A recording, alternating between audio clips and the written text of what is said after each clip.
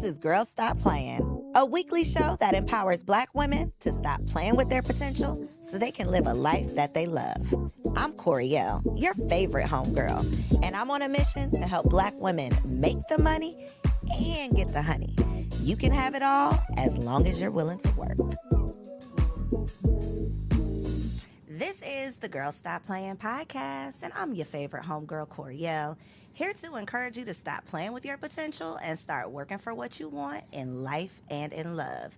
You already know that I'm bringing you the information and the conversations to help you make the money and get the honey. You can have it all as long as you are willing to work. And baby, we got a working woman in the building today that is making the money, got the honey, and is helping you get your honey too. We got Crystal Jordan in the building. Your last name is not Jordan though anymore, is It's it? Jennings. Okay, let's put some respect on that. We got Crystal Jennings in the building. Hey, Hello. Crystal. Hey. I'm happy you're here. I'm so excited. It's like a long time coming. I was going to say, it's been a long time coming. So we're going to get into Dear Alpha Female, right? We're going to get into that. But Okay. who is Crystal outside of what you do professionally? You know what? That's a great question because I had to learn that myself. For a lot of years, I did not know. I didn't know who Crystal was outside of being a mom and a entertainment publicist. And so Crystal is a woman that loves, I love my friends to be happy. I love putting everything I have into friends and family. I'm also a bit of an empath. So I learned that I have to take breaks from certain things because I can get very, very emotionally involved and invested, right? But I think that's also what makes me who I am, just the fact that I really feel deeply for people. It also makes me great at writing, right? But I love my family. I love friends. I want everyone to be in their best, their best self. I want my friends to all find love and have love around them. And not just a relationship love, but just I want them to be in a good space, period. I'm always the one trying to check on, making sure that they're okay, making sure that they are in a good space. I love horses. I love riding horses. That's something a passion I was able to rediscover, later in life when I realized, wait a minute, what do I enjoy doing outside of work? And I would say riding horses and being on the beach are my absolute two favorite things. Riding a horse on the beach. And Hands I did down, that. that's you. I did it. Cabo? Turks and Caicos. Okay. Horse in the ocean. I did one at Cabo on the beach. I was like, oh my God, I've maximized my pleasure. Listen, I didn't realize that Mexican horses speak Spanish, baby. That horse was not listening to. They do. That was so scary. That was a scary experience. If you don't ride, see, I have a secret. All horses speak Spanish. Really? It's weird. I just feel like So an American horse is not going to be any safer for me? no. Okay. They do, and it's funny because I had a horse that would not listen to me, and a trainer and a good friend of mine was Hispanic. And I was like, oh my God, because he said something to her and she just started listening. And I was like, but I think that they have just a way with horses that, horses respond to energy, which is a good lesson. I think I learned so much about myself through my horse. So one of the things, I think the very first thing that came out of your mouth was I had to learn who Crystal is. And having lived several lives, because I feel like we go through these seasons where in this season, 10 years ago, I was a totally different person than who I am now. What made you feel like you no longer knew who Crystal was? Well, I think myself, like a lot of women, we tend to get engrossed in caring and nurturing for others, right? So I got married at 20, I had a baby. So I was in college, I was married, and I had this beautiful little baby girl, and I became mom and wife, right? Crystal at 20, who didn't even know who she was, became mom and wife and a student. And then she went, and I had another baby a few years later. So I was a proud wife. And, as a mom, you put everything into those babies. And as a wife, you put everything into that man. And so, and then eventually I started my career. Well, at 31, my marriage ended, right? So I had been married for 11 years. Actually, we were together for 13, married for 11. So all I really defined myself as was wife, mom, and career, right? And so when I lost a big part of my identity when I was no longer a wife. And I remember thinking like, wow, I can't believe that one day this person woke up and basically took away who I am, because that was how I defined myself.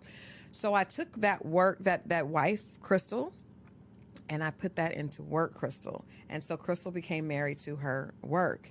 And I took so much pride. I took the same intensity, right? So at some point I started to burn out, and I started to have migraines. I was having migraines every day. Coincidentally, my business was doing the best it ever had. I was in a great place. I was earning more money than I actually thought that I would earn on my own with my own business. I mean, that was something that just happened accidentally. And I was like, wow, this is amazing. But I was so unfulfilled internally. And so when things looked the best on the outside, they were the worst inside because I really had no explanation of who Crystal was. Crystal got up to serve others, be it her job or her children. And she was at no point serving herself. And so that's why I said it. I think it was, like you said, 10 years after. So around 41, I had to totally figure out, like, what do I even like? What do I like to do? Who am I outside of Enchanted PR? Who you are for Or everybody my mom. else. Yeah, or being mom to Chanel and Stone. Oh, come on, Stone. I love that name. I feel like that is such a common Yeah. scenario that so many women find ourselves in, and for different reasons. I mean, I didn't have my first baby until 35, Right. and I still feel like I didn't know anything and I was not ready. So to have to make that transition at 20 before you have even had time Womanhood. to define who you are or mature or Yeah. grow into the woman who you could become, I can't imagine that. And so even if it's not becoming a mother at a young age or having a baby at a young age, it could be when you are doing so well. To your point, I'm doing so well in my career, but something just don't feel good. Like something doesn't feel right. And a lot of times it's those crossroads where we wake up or we look in the mirror and we're like, okay, wait a minute, what am I doing all this for? Right. Who am I really? What is the purpose? And so I love that you can speak to like the evolution of I recognized all of this, I learned some tough lessons, and now here I am. So I want to talk about some of these tough lessons. Okay. Because you were on the Single Wives Live we did a couple weeks ago. We're going to do it Yes. again, y'all. If you missed it, don't worry, we're going to do it again. But you talked about the fact that you were married the first time. And I don't remember exactly what you said, but what you just said right now, he took it away from me. It brought back a memory that I had in that moment of where it felt like you didn't want the marriage to end. That's what I got from Yeah. the conversation. So is Yeah. that correct? Can you Absolutely. talk to us about what that looked like? Absolutely. And I think I think it's important for us to acknowledge, a lot of times we've been taught, you know, if somebody doesn't want me or something doesn't want me, I don't want it. It's one of the 48 laws of power, right? Despise what you cannot have. But it's also not something that works for real life. It works for business and it sounds really cool, but it's also not something that works for real life. And so I was so in love in my marriage. Things weren't perfect. As we know, marriage is never perfect. But I was really, really in love, and we went through some difficult times. And as a result of us going through difficult times, my ex-husband started having an affair. And I was devastated because again, you know, when I mentioned, you asked me who I was, I'm someone that wants everything to be right for everyone, right? So I had this idea that I was going to have this perfect family, my kids, boy and a girl, dad, perfect, you know, white picket fence dog. We had everything. And all of a sudden, he was involved in an affair, and the way I thought he should get out of the affair, he didn't agree with that. And he did not. And so he decided to end the marriage. And it really did feel like I had given someone else the ability to define me because I took so much pride in being his wife. So, yeah, I was heartbroken. And coming from a mother and a grandmother that are like, girl, you better get over that. There was no place to actually just say it's okay to really mourn your marriage being over. And instead of actually mourning it, I just dove into work, right? You controlled what you could control. I controlled what I could control, and I did not allow those in my. I mean, I was basically a functioning depressive in a functioning depressive state because I didn't know what to do with all this pain, and I didn't want to. I just sometimes it felt physical how much pain there was. I mean, this is 13 years. This is the love of my life. Our families are ingratiated, right? Our children don't know anything else, and all of a sudden, one day, it's like, it's over. So when you say your mom said get over it in terms of the sadness of the divorce, what was her take on the infidelity? Did she tell you to get over that too? No, just leave him and get over it. Okay, leave him and don't look back. Leave him and don't look back. And I did. My grandmother, rest her soul, husbands come and go. You'll be fine. You're strong.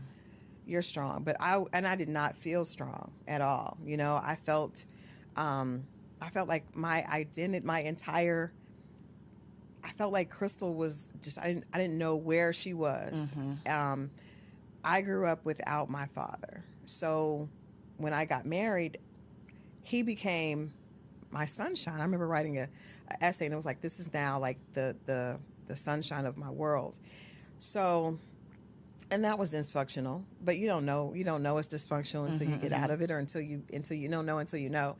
And so, yeah, there was no one I was telling my one of my mentors and my sister, Dr. Jerry Godhigh, like, I wish I had someone like that in my life, someone that says it's okay to not be happy about your marriage ending. It's okay to admit that you don't want that. Everyone in my family, they were doing this to help me because they wanted me to be strong, right? Girl, forget him. He wasn't doing you any good anyway. That makes you feel like, though, you have to act like that. You know, now I have to pretend like forget him, but I'm crying myself to sleep at night. I would leave, Coriel, I would leave, because I met you years ago when I was probably in this state, and I would come to events, totally made up with celebrity clients, and I would get in my car and I would cry on the way home because I didn't want to cry in front of my kids. And I couldn't cry to my friends because, girl, you're fine. Your business is doing good. That part, you got money. You got these celebrities. You should be fine. And that is what I think social media is making that even worse, because people think that if you got all of these things, not that you don't have problems, but I feel that people think that you should get over your problems. They do. Like you got all of this. You shouldn't be complaining about that, and that is unfair. If you and I'll take it a step further. As a woman, we judge each other by how we look, right? And so I probably look the best because I lost so much weight from being depressed. So I was depressed. I wasn't eating. I was miserable, but I was in this area that kept me in a very high profile position. And so people thought I was doing amazing, but I was the most miserable inside. And that came out later, with headaches and migraines that I couldn't get rid of. But I was watching the Wendy Williams docuseries, and I think that opened up an opportunity for us to have this type of conversation. You cannot judge a book by its cover, and money and fame and success do not. Basically, they are great to hide the pain, but they don't take away pain. And they're great to afford ways to alleviate not feel dealing with it. Right, that part. So it's not a good mix. Having a whole lot of money and poor mental health, not a good mix. When you talk about, though, the level of pain that you were going through, that pain, it's all emotion, right? Whether whether the pain is sadness or anger, usually it's still coming from that same emotion. Place, right. So when we say, oh, the bitter black woman, or you just, the type of woman that people are talking about on these podcasts, that woman, I don't think that we as a society, we don't give her grace to say and to recognize that she's hurt and she's not just angry. And if she is angry, she probably has a reason to be. It's a hurt little girl that can't be hurt, because weak is worse than being. It's better to be a bitch than to be weak in our culture, right? So it's better to be, and I've had my mentors say, Crystal, you got to find that inner bitch, right? That's where you should do. And that comes from a scared little girl that wants to protect herself. I'm an animal lover, so I know when you look at animals that are sick are the most dangerous. They are the most, animals that are afraid are the most dangerous. I remember, I believe God sent my horse to me to teach me about myself. I thought she was mean as hell because she would not do what I want. She wouldn't submit. She was not friendly. She was afraid. And that fear created a bitch, right? But like I said, our culture, we will, as a woman, as a black woman, I was taught you can be mean, but you can never be weak. Can't be sad. You can never be weak. Girl, get up. My grandma said, you don't have time to sit around and cry. You got them kids to take care of. You got to get up. And so it's funny that the things that we tell our daughters are the same things that later they get penalized for. We complain about it when you grow up and are displaying the same things that we taught you as a little girl. And it's the same conversation that I've had several times about dating. Because when we're little girls, the only thing that most of us hear is don't bring no babies home, don't have sex, stay away from those boys. And then when you turn 35, everybody says, well, where's your husband? Why are you not married? Right. I mean, it makes no sense. So that is the whole point of having these conversations is so that we can teach our daughters or our sons a better way of doing things based on the lessons that we've learned, because we love talking about these statistics. But we don't look at why. I was talking to one of my girlfriends today, and I've had this conversation with my guy friends. Even when you talk about men, right? Black men in our community, most of them are teaching their daughters to be independent. And I said, you are teaching your daughter to be a woman that you would not want to date. And if a man is not there in the house, you're still teaching, because you're always teaching, even if it's intentional or not intentional. So my father taught me that I couldn't rely on a man because he wasn't there for me, right? And my girlfriend, whose father was in the house, he constantly taught her, make sure you can take care of yourself. Make sure you can take care of yourself. So those, and we know that when you're young, that is just porous ground. You plant those seeds. That little girl, my daddy said, I always got to be able to take care of myself.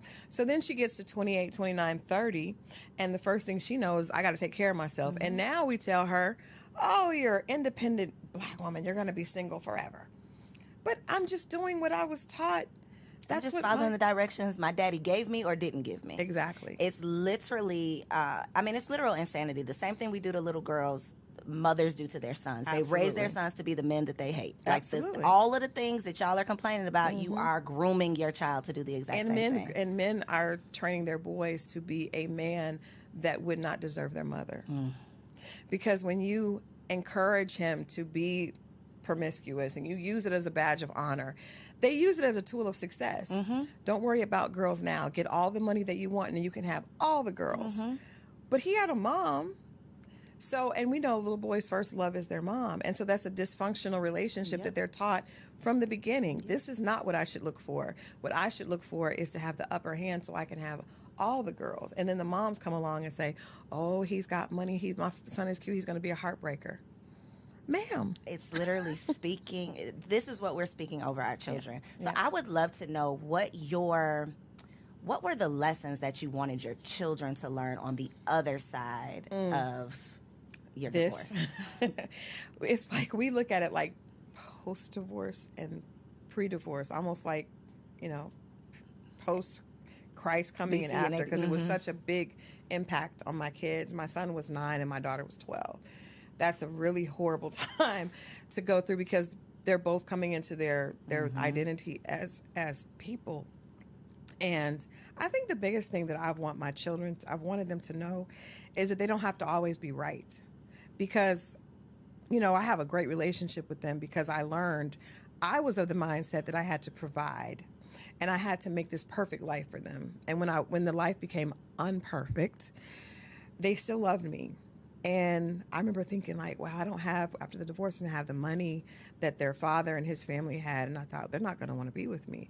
But the fact that they said, Mom, we want to come with you, then I was like, oh, wow. So you don't have to be perfect. You don't have to be perfect as a mother. And I want them to know that as young adults, they don't have to be perfect. I made a lot of mistakes. Their dad made a lot of mistakes.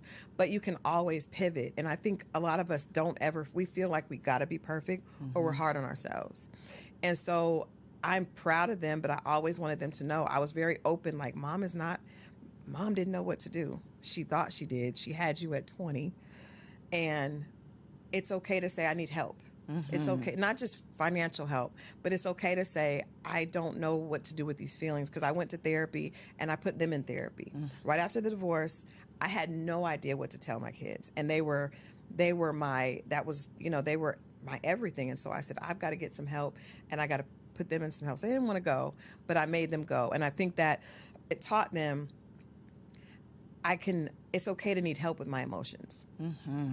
My motto is, my sons will not believe they have a strong Black mother. I am not a strong Black woman. I am, help me. I am weak. I am a damsel. Please help me. Open the door, pump the gas, whatever it is. I don't want you to think that I have it all together, because I don't want you to expect any woman you ever come across to be so strong and have it all together, and then she's weak if she's not. If she's not able to. And I think that our mothers did us a disservice. At least, I don't know about your mama, but my mama, I never saw her cry. No, she did the best. They did the best they could, but they were taught. We were taught. Our culture was taught. It all goes back. It all goes back to the root. But that's why it's so important for us to be intentional based on the lessons that we've learned, so that we're not just repeating that behavior. I was dating this guy because I had a long period of dating that was not good, and I just let's talk about it.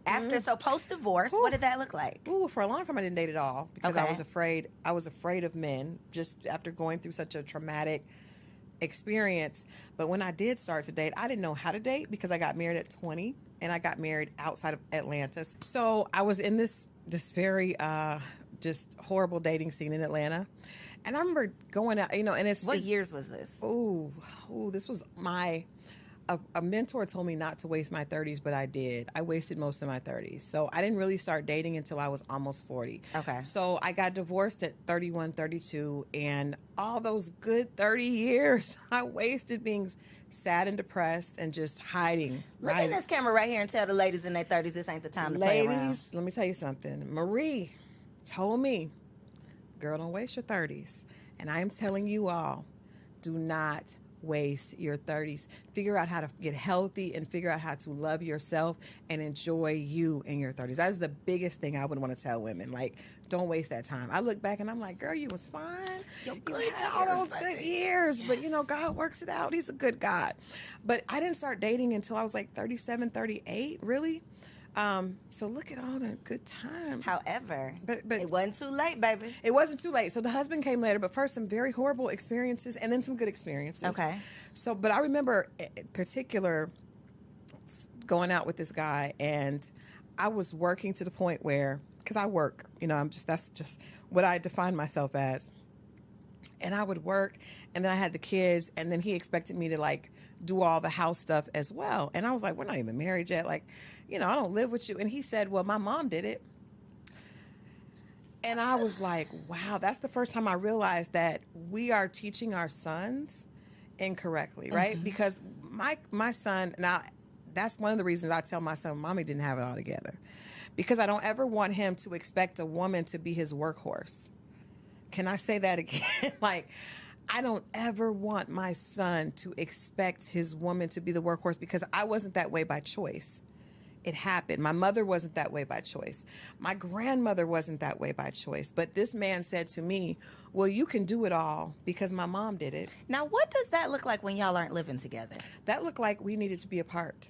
But did he think you was going to come clean his house? Or like, what did he thought, because that's what he thought. He thought a woman's purpose was to make sure that's that every level right there. Oh, It was. I had never had someone articulate that to me, but I appreciate him for sharing that with me, because I understand that it was because he saw his mother. Mm-hmm. That's all he knew. In dysfunction, right? And as a little boy, that was his idea of what perfection was. Most men either idolize their mothers, or, you know, or it's the opposite. But I think I think I called my son, because my son was in college, and I was like, listen to me. Like, I did all that because and he's like, Mom, I know. But I think that women need to understand you're teaching when you're not talking. Kids pick up more on what we do than what we say. So he had been taught that a woman does not need a break. She is able to work, you know, until she's bone tired, and then come home and clean, and then come home and then do some other porn. And then throw it back in the middle of the night. A porn star in the bed. And if she doesn't do all of that, then she's not worthy, and you have a right to cheat. So I was able to, you know, relieve myself from that situation. But I learned that there were a lot of men so many women say that, you know, men are intimidated. I don't think that the right man is ever intimidated. I think that men are smart enough to know how to push our buttons. So when you have a situation, because women, we tell, especially when you want to find love, you meet a man and you tell him everything you want, because you're hoping that he's going to step up to that, and he's listening to everything you said. Mm-hmm. And if he sees you as a wife, he will act accordingly. And if he doesn't, then he's going to play games, and you've given him the playbook. Mm-hmm. So he knows that you probably are an overachiever. For us, you know, what I define as alpha females that are overachievers, and he'll give you some more things to do. Mm-hmm. And I had a girlfriend that was an OBGYN, amazing, had her own practice, and she's like, well, I'm trying to learn, I'm trying to have a threesome. And I was like, do you want to have a threesome? No, but he says if I don't, he'll leave. He tapped into the fact that you are a perfectionist, and you want to show up and do well in everything that you do. This beautiful sister was trying to go to the sex club. She was doing all this stuff, and I was like, girl, you are a whole OBGYN. That you are a man. She's like, but he wants a woman that's doing this. She was leaving the practice to go and make sure she cooked. Girl, what happened with these people? Are they still together? No. Did she have a threesome? No, she didn't have a threesome. No, but what I'm telling you is, it sounds crazy, but in the minute, because you got to realize, especially right now, the season is ripe for everyone is dumping on career women, right? It's fun. Mm-hmm. Oh, well, you think you're all that because you have that degree, but what about what do you do in the kitchen? What do you do in the bedroom? And so those of us that are overachiever, well, I can do it all. Girl, sit down. Please. He's not the one for you. He's not the one Wow. for you, because the one that sees you as his queen and as his wife, he will not be looking to play with you and make you do more for him. He will be looking at how he can make life easier on you. That part. And that's when we talk about, how God is good and he comes around. If you just wait and then you do what you're supposed to, you do That your part, work. that part. You must wait wait. and do the work. You Because must I've wait. talked to therapists and relationship coaches who talk about the fact that they get clients who haven't dated. They've been single for a decade. But you Oh. have done zero You've work. done no work. You've done no work. So a decade later, you're going to still be in the making the same- same bad decisions. That part. Thank you for saying that. Because I told my goddaughter this weekend, I said, one of the things I would do differently, because I didn't date for probably about 6 years.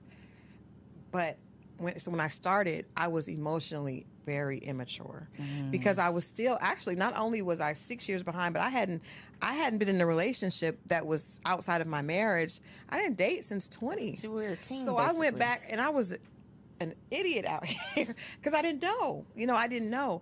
And so it's important that you do the work, and it's important that you don't avoid dating because of fear. Because if you do, then when you start, that same fear is going to be there, and you're going to run from it, or you're going to make decisions out of desperation Yep. or out of fear, and those are always the wrong decision. But it's interesting that when you find the man that sees you have to find the man that sees you as his wife, not the man that you Think is had gonna be wanted your to husband. see as your husband, because that we have some of those. But it's really important that he sees you that way, and then you will be able to tell the way he treats you, the way because There's it's no totally question. different. There is literally no question. And it sounds, until you have experienced it, it sounds like, oh, they just saying, it's like that when you know, it sounds like, okay, that sounds real good. But the way that you are treated, like being loved properly, Right. it is like a totally different experience. And it will make you say, what the hell was that? What was I doing? What was I doing and why? Like, what was wrong with me? But a lot of it is how you treat yourself. And so for me, when I was dating before, I wasn't treating myself well.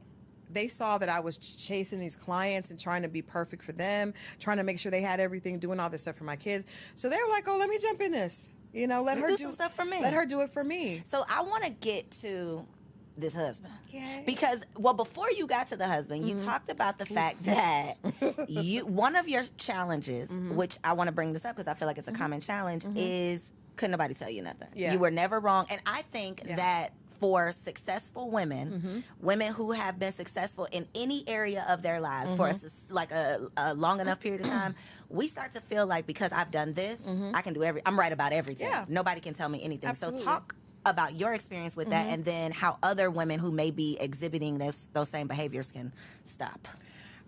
Well, it's two things. For me, it was twofold.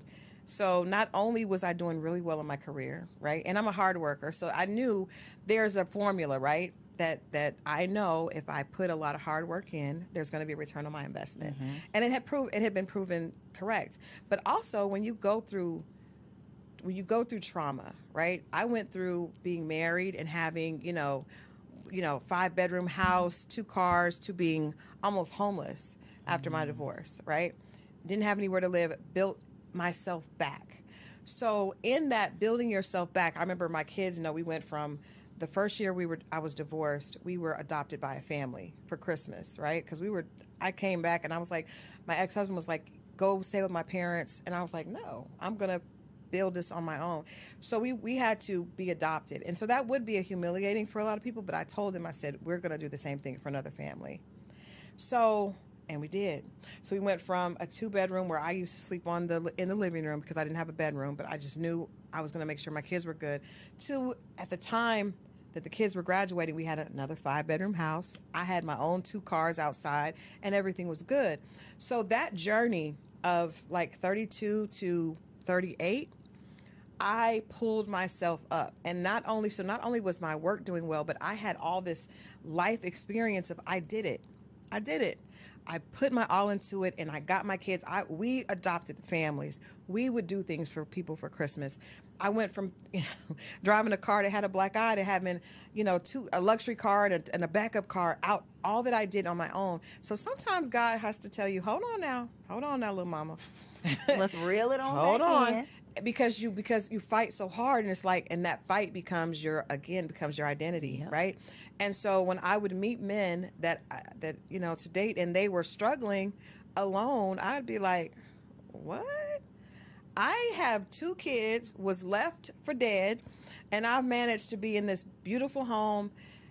I'm not listening to you.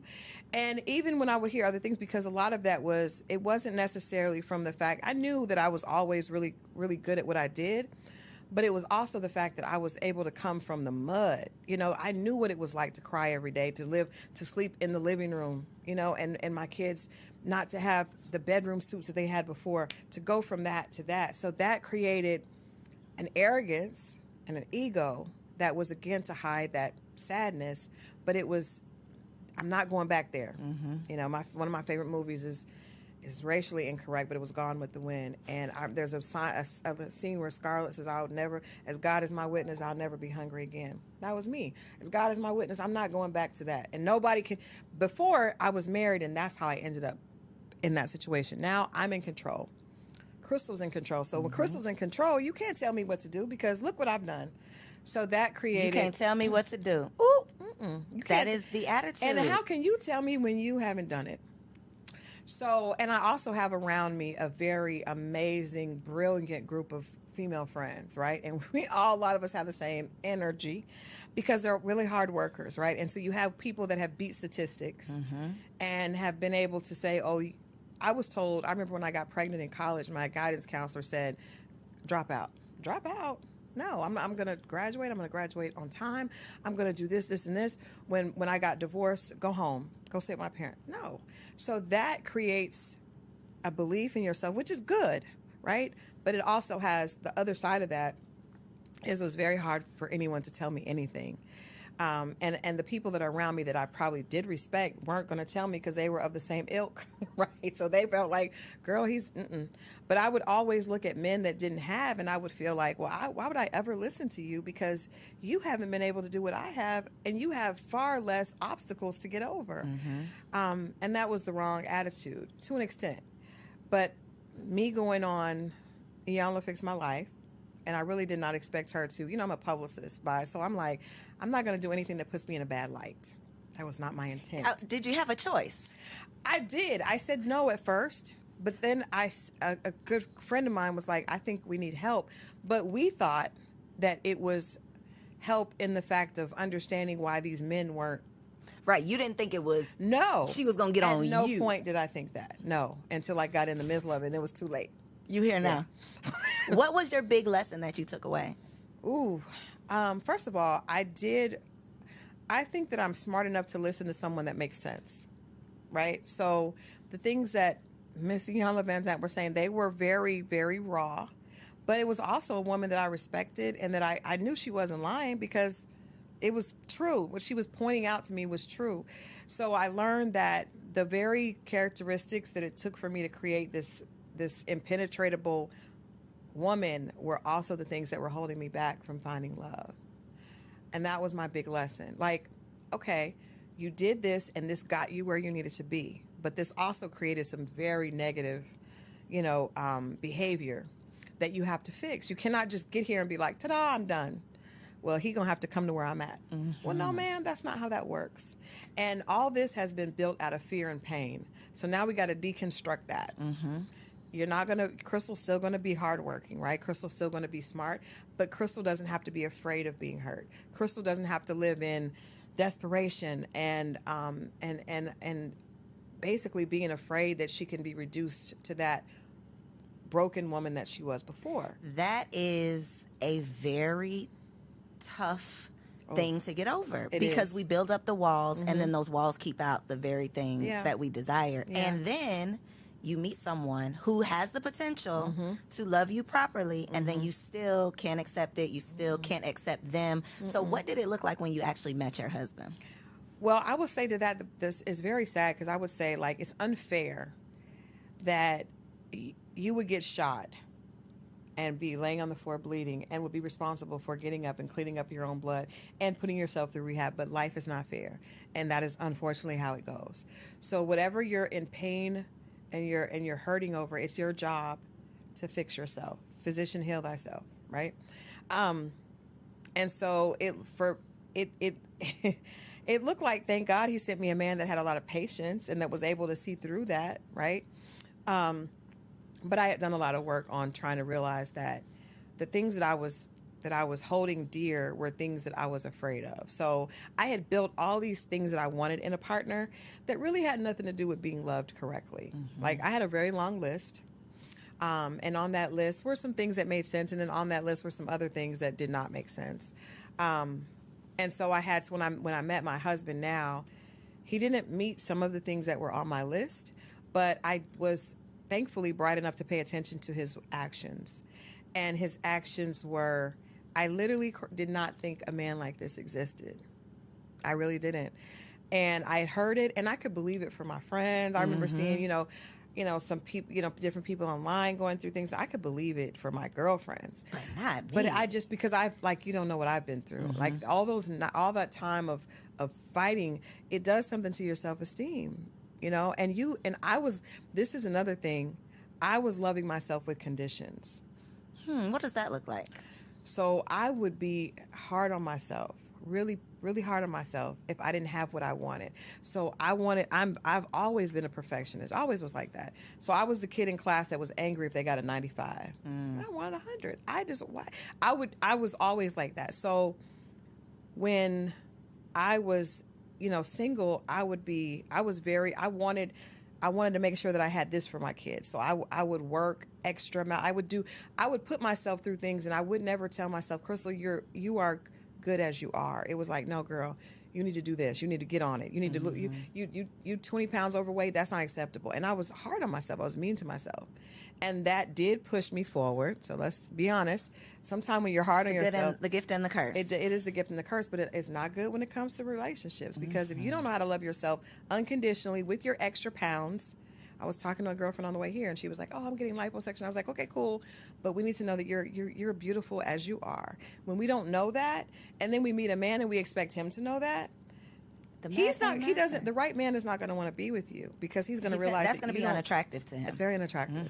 So that was a part of the work, is how do I love Crystal even if she doesn't earn this amount this year?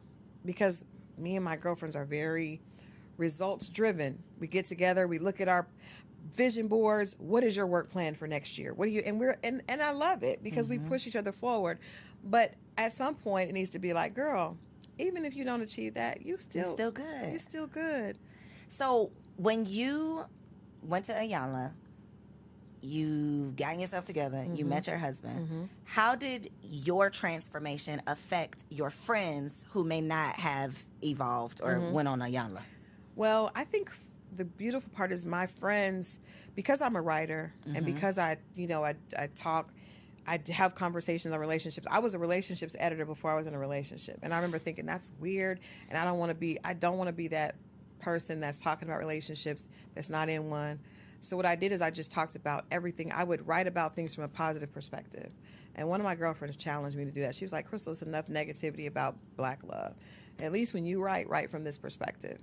And I didn't know it to be true. I was writing what I thought were lies. But so I had an audience. So I think my audience extended outside of my immediate friend group. So when I got married, at my wedding, so many of my friends got up and told my husband, I'm not going to get emotional, because that's what this moment was just so emotional, because so many of them told him, she deserves this so much.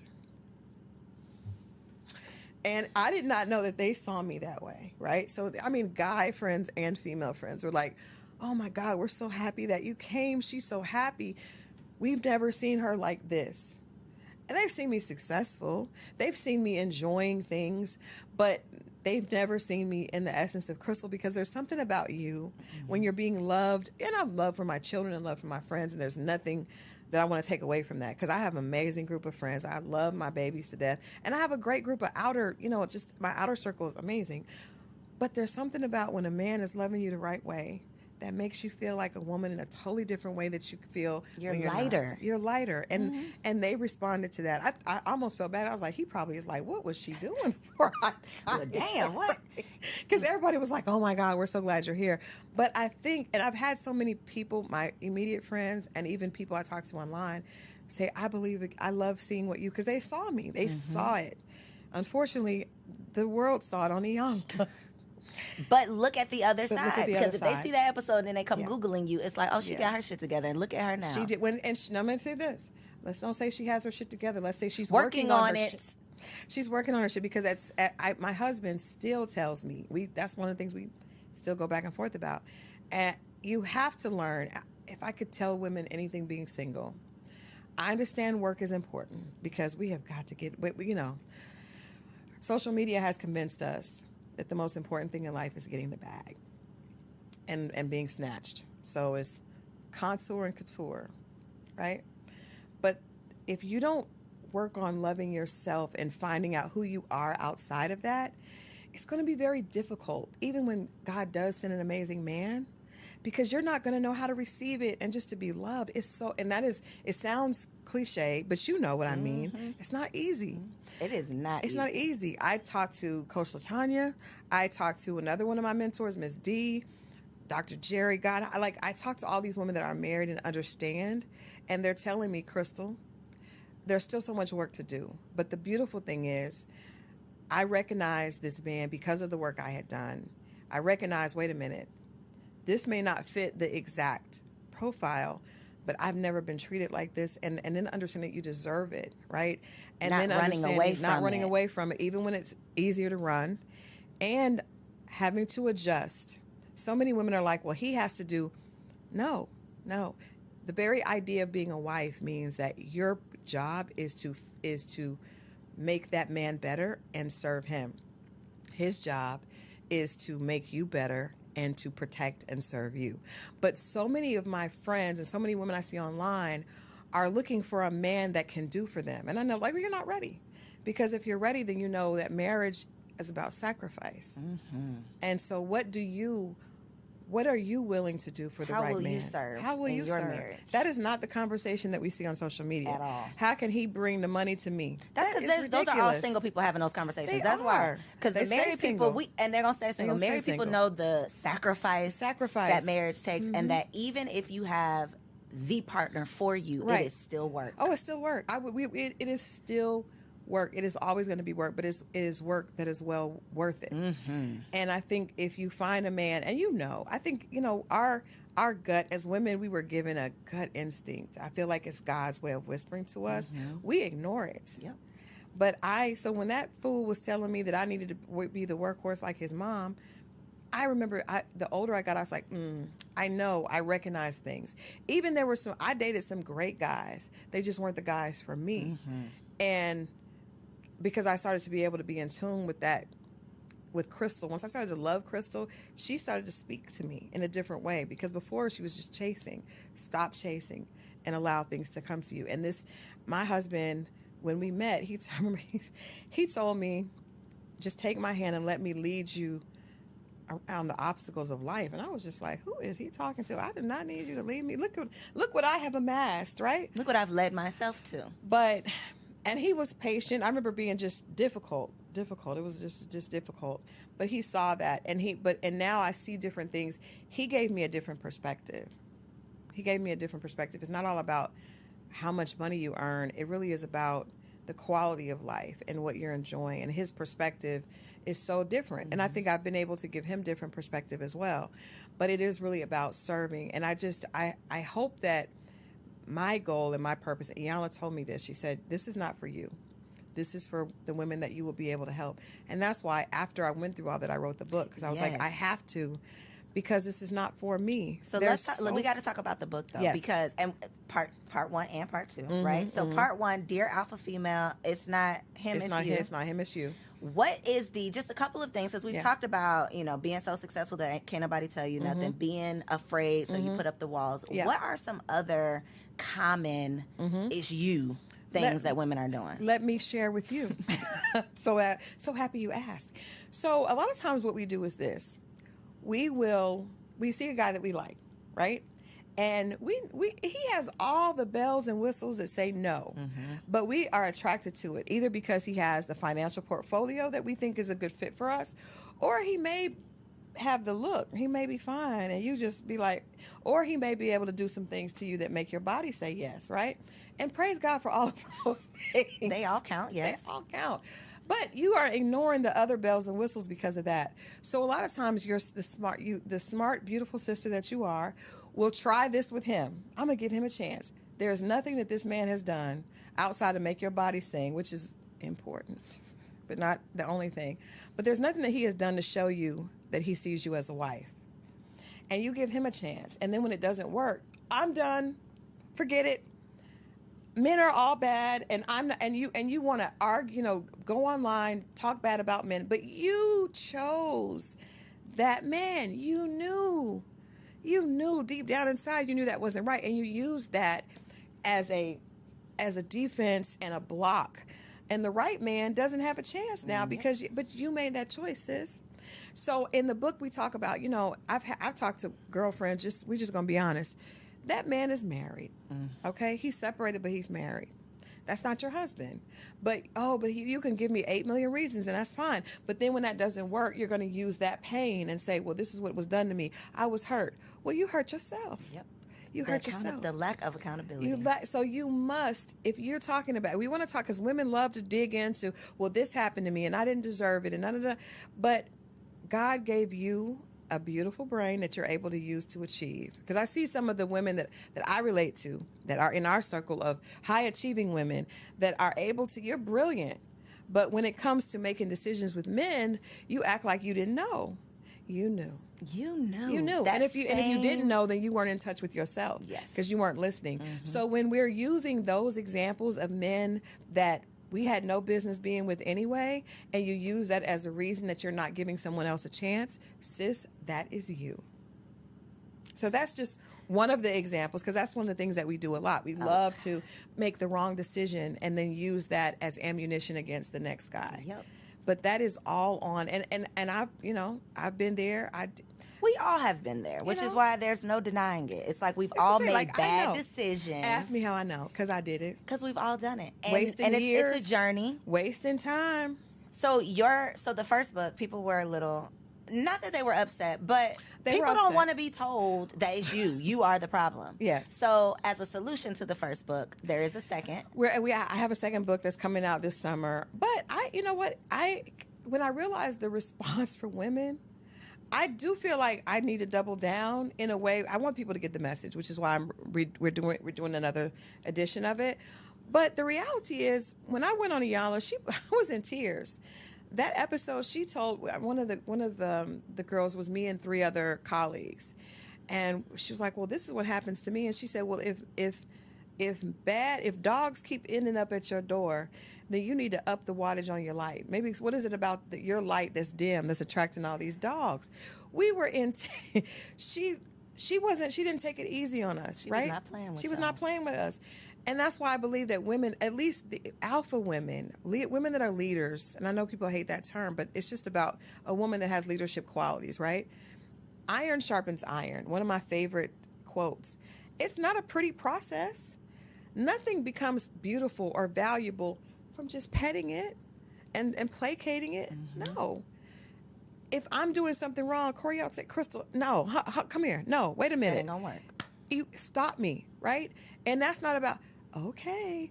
Because guess what? When you're in the boardroom, you have to speak with authority, right? Because you're able to speak with authority is how you're able to get promoted. You speak with authority on your platform. You can't get on there and well, I don't know really how. I'm thinking, girl, ain't nobody listening to that. So I think that it may be uncomfortable. It was uncomfortable for me, but that's what I needed. The people that were giving me, "Oh, Crystal, you're amazing," they weren't helping me. Yep. They were not helping me. So yes, I have another edition coming out, but I think that the interesting thing in this book is this Dear Alpha Female, it's not him, it's you. And I meant that, and I mean that still. But it's an interactive devotional designed to help you attract the love that you deserve. And nobody picks up on the fact that I'm saying you deserve love. The fact that you have been in leadership positions and you have these things and you're still struggling when it comes to relationships doesn't mean that you're not worthy. It means that you just have some more work to do. And you're fine with work because you have your working ass. You can do this work too, sis. You got the degrees, you got the positions. You're okay with work, but you can't assume that you can work over here and not work over here. Crystal, you know that was literally my whole message with the Single Wives Club. It was, what is the work on yourself to get what you want? But I was met with so much, I'm not about to do nothing for no man, or why would I want? It's like, it's for you. It's for you. It's for you. And to your point, the same tenacity that we pursue these degrees and these careers, and we will take a class and hire a coach and do all of the things, but when it comes to your relationship, you think he's gonna fall out the sky and just fall in your lap and then he's sweep supposed you off your feet. He's supposed to just deny everything else, but you're non-emotionally mature behind, Take you as you and are. just take you as you are, and you don't know how to speak to him. You don't know. I very rarely hear, especially on social media, which is why I'm so glad you're doing what you're doing. I rarely hear women speaking about what accountability do you have to a relationship, right? None. All we want to talk about is what he's supposed to do. And that's why I can understand why there is a backlash from men to an extent, right? But at the end of the day, we need to be figuring out, how can we love each other? How can we love ourselves first? Because you can't be empty and be a good partner. But if you're willing to go under a knife to make yourself look beautiful on the outside, why are you not willing? Why is it such a... Why they beating down your door? Because you just want them to read a book. I just want you to do some internal work, but it's easy to put on the makeup and to go get all these things, because it doesn't take you acknowledging that there may be something going on with you. And I think a lot of us feel like we feel undeserving inside, and we don't want to look at that, right? Because you grew up thinking that maybe you didn't. And so you learn to get all these things to prove people wrong, but you haven't proven yourself wrong yet. And that's the problem. So you've got to go back and do that work. And it's self-work. This is the other thing too, because people have a problem with therapy. People are above people telling them, you can't tell me nothing. Tell yourself. Sis, buy the book and do your own work. It could be between you and the Lord. Right. But do the work. It's worth it. And you know what? The funny thing is, most of your girlfriends, I know, I remember I had 4 girlfriends. We would go to dinner, and I invited one of my guy friends to dinner with us, and he was like, you all are exhausting. And we know that, because we're like, where are we going to go for dinner? Well, I don't want to go here. Because we're all women that are in leadership. And your girlfriends know you're annoying. They don't want to marry you. You don't want to marry them. And it's because all of y'all need to do some work. It was and I love the fact that we work well together. But at some point, so I just tried to say, you know what, with my girlfriends, I just want to, y'all already got the work down. You got that part. Let me just ask you how you are. Let me just talk about something else. Let's just focus on, so when you come to Crystal, it will be more about, what are you doing for you? Because you got all the girlfriends that are going to be like, let's talk about the work plan. I was one of those girls. But it's like, I knew if somebody were to ask me, some of my guy friends say, is this girlfriend still single? Yep. You know that, though. We know that about our friends, but we don't tell them. I tell them. Well, but now I do, because I didn't know before. But I tell them, and they know. How do they receive it? They honestly, because, these are my close friends. They know, and they know that I'm telling. They know that I'm living. And you're telling them in love. And they know that I'm still struggling. I did not learn to not have I still sometimes have the laptop in the bed. But my husband was like, this isn't going to work. You need to cut this. Where are the boundaries for work? And every girlfriend I have doesn't have boundaries for work. I literally told my husband 3 days ago that I've been treating my marriage like a side chick. And I've decided that my marriage is going to be my business. That's what y'all need. That's it right there. Yeah, that is it. That's because it. even if you meet the man, it's not going to just magically, you're going to just throw your laptop and close down your business. You're not going to do that. I'm so struggling. It's still, listen, it's a constant struggle. And I think that hit me kind of hard, Coriel, because I probably... If my husband sees this, he's going to be all in my face. I don't want him in my face. Leave us alone. But I'm trying. I'm working on it. He knows I'm working on it. But that's true. And I think if you have to get in that mindset, it's like when you go to college, right? And you go back to work on your advanced degrees. You get in the mindset of, no, I'm getting ready to start this master's program. So I got to, I know I'm going to have to be on it. If you really want a relationship, and I hate that we have to talk about it like this, but this is what we understand. This is what we get, I understand. I was like, well, I want a return on my investment. Well, you can't get a return on your investment if you're not willing to sacrifice. every return on investment comes with sacrifice. Gotta give up something. You got to give up something. And so if you really want a loving relationship, you have to be willing to sacrifice. And you have to be willing to consider that what has worked for you has to change. I had a guy friend tell me, when you get married, that means that you are willing to change and a lot of women just want to add the man on the side. And you just come along and get with my program. Yeah, I'm already doing this.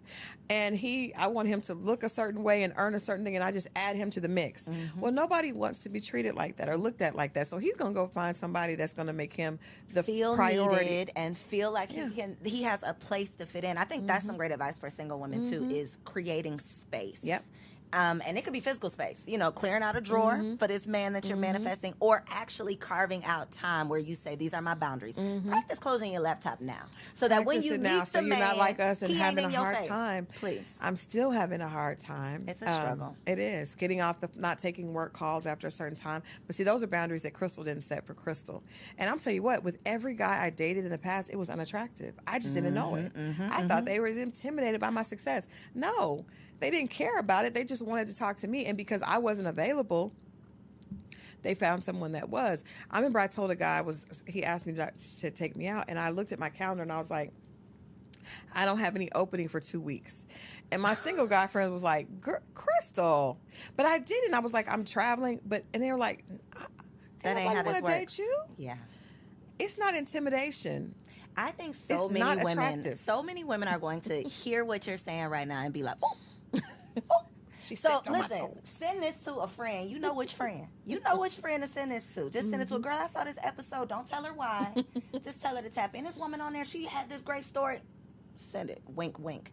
Please look in this camera right here, though, and tell them, where can they order their friend a copy of this book? Yes, get one for you and your friend. Because if that's your friend, usually birds of a feather flock together.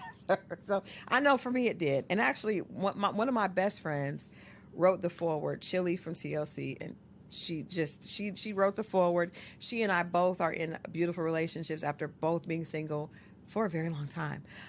But you can go to Amazon.com. You can go to Barnes & Noble. You can go to Walmart. Any place. You can go to my website. You can go to dearalphafemale.com. You can go to The Real Crystal Jordan. But, get the book, and I promise you, there's information here that you'll be able to relate to. We talk about how the alpha personality, for most of us that are overachievers, it was created when we were little, right? I was a straight A student that always had to be on the honor roll, always had to do this, always breaking statistics. It's a beautiful thing. It's like black girl magic, but what's on the other side of that magic, right? On the other side of that magic. And so please get this book. It really is. It's time for us to allow the overachieving little girls inside of us to relax. We owe her thanks for carrying us thus far, but it's time for her to exhale. It's time for her to let go of her fear. It's time for her to be loved unconditionally, and it's time for her to grow. This is my love letter to all my alpha sisters.